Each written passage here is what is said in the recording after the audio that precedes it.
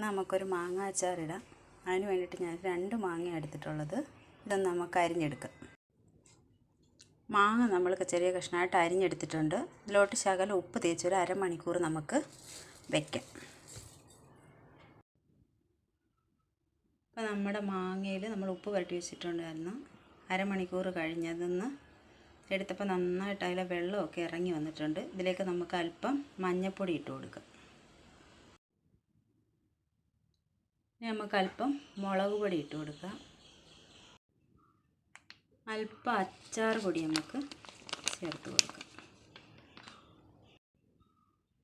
ലേശം ഉലുവാപ്പൊടി ചേർത്ത് കൊടുക്കാം. കടുക് പൊട്ട് വന്നിട്ടുണ്ട്. ഇതിൽ കറിവേപ്പിലയും വറ്റൽമുളകും ഇട്ട് കൊടുക്കാം.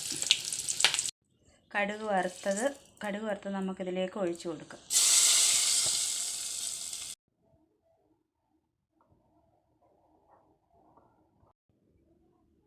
അച്ചാർ അങ്ങനെ തയ്യാറായിട്ടുണ്ട്. ഇനി അല്പം കായപ്പൊടി നമുക്കിതിലേക്ക് ചേർത്ത് കൊടുക്കാം.